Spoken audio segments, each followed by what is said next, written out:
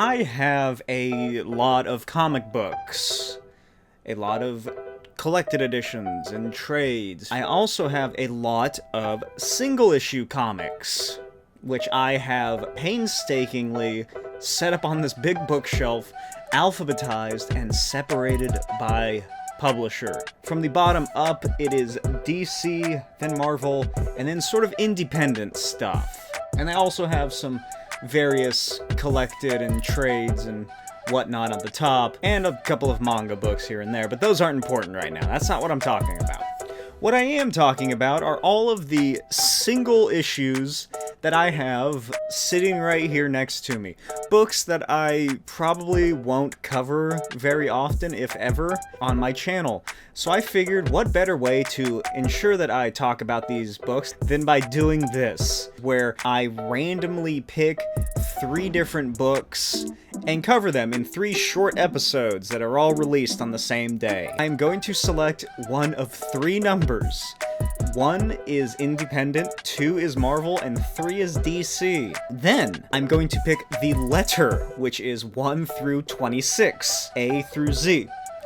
Then, I am going to spin it again for 1 through 20, because I can't imagine there is anything down there in those shelves that I have more than 20 of, and from that number, I will then go to the letter, count until I get to whatever number that is through 20, and that is what I will talk about.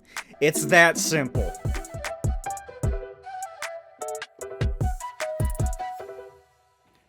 Alright.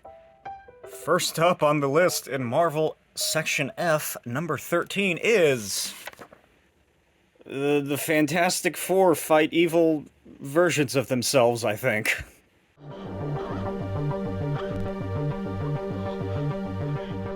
Next up on our fantastic list, DC Section S, number 18, which is something I've already done, so we're gonna have to spin the wheel again. Okay, we got DC again, G, number 1, which is right at the beginning of the numerical, fucking alphabetical, whatever. It is Girls Love, number 177.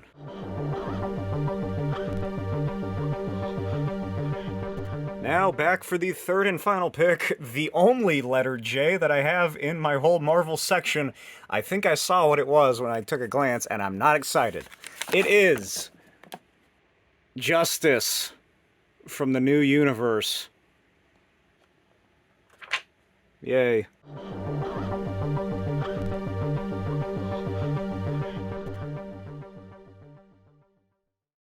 Okay, here we are. Infinity War tie-in. Infinity War was a dumb crossover event. Anything after Infinity Gauntlet, I don't give a shit about.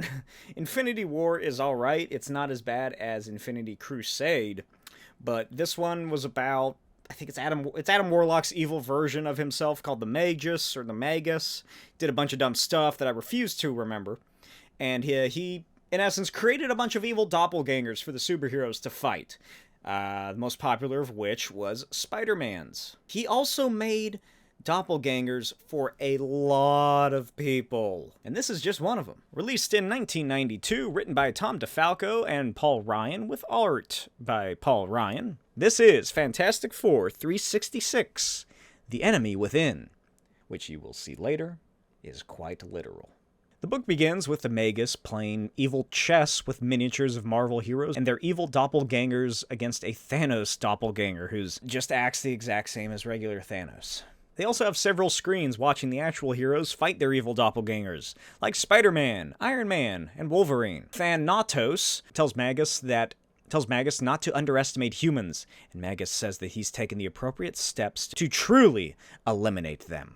Cut to the Baxter Building. Reed works on some crazy device as Johnny yells at him for how Reed has been running the team. Reed tells him that he doesn't want to have this conversation right now as he's working on a device that will monitor their brain patterns and alert them to outside control. Johnny shouts that Reed's insane research is the reason that he's pissed. Their recent expedition nearly cost Sue and Franklin their lives. Johnny then flames on and fights Reed, who tries to use a fire extinguisher. And then Ben Grimm, the Thing, shows up and is upset that he wasn't around for a mindless brawl. He thunderclaps them both into submission, and Johnny flies off. Ben asks Reed if he wants to talk about what happened. Reed declines and leaves the lab. Reed laments shutting Ben out and wonders if he's suffering from some sort of intellectual paranoia. He goes into Franklin's room to find Sue sitting over their sleeping son. Sue says that their science adventure lifestyle is not the place for a child, and that they need to talk about it later after she gets some rest. Later, Reed works in his lab when a form materializes behind him.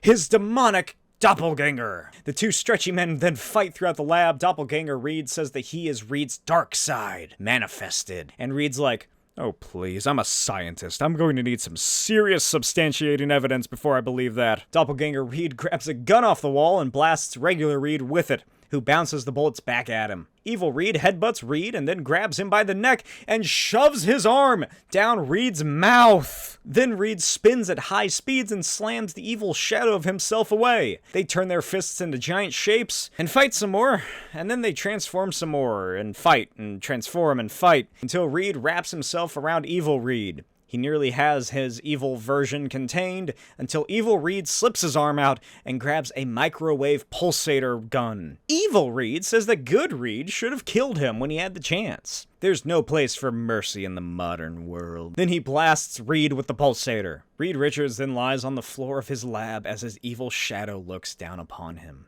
Then he turns into a horrific tentacle monstrosity and engulfs Reed Richards inside of him, I guess. The alarm for the brain monitoring device Reed was working on goes off, and Sue races down to the lab to find her husband, Reed Richards. He says that there was a minor malfunction, but he's disconnected it to make proper repairs.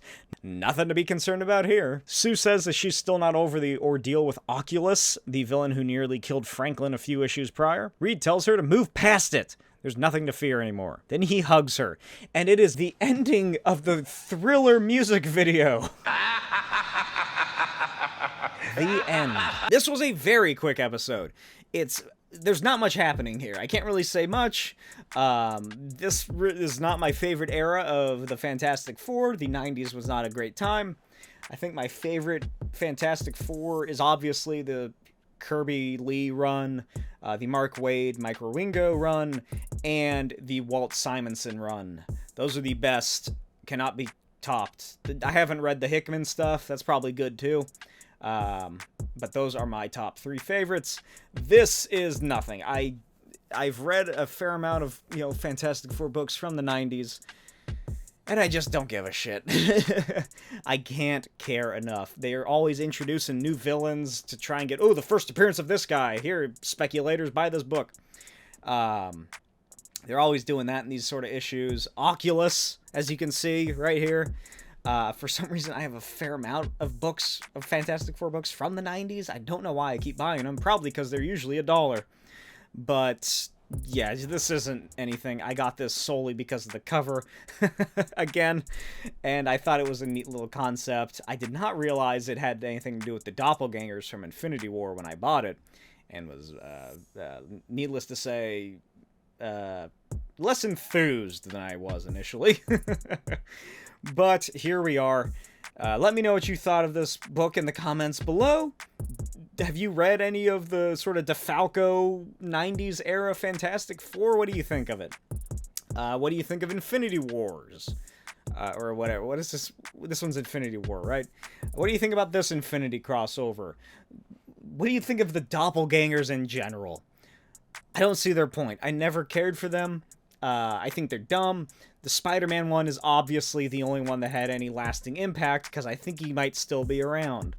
But other than that, they're all stupid. There's also the Moon Knight one, which is an evil version of Moon Knight that I think I have an issue of somewhere here. Maybe I'll cover it in this video series called Tales of the Dollar Bin.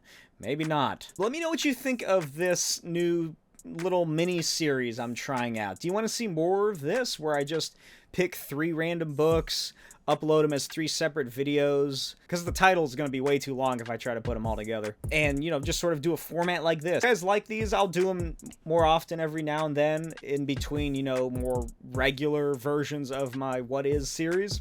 But again, let me know in the comments. If you don't like them, I'll probably do them less, if at all. But yeah, that will be all. Here's some Destructo Boy stuff. Destructo Boy Issue 3 is now on sale. Destructo Boy is now the greatest superhero on all of Zephyrus Space Station. A superstar superhero beloved by all, except for one lone, evil scientist who creates the gargantuan Googleplex to dethrone Destructo Boy from his rightful place at the top. How will Destructo Boy fare against this new titanic rival as his own body begins to fall apart? Find out now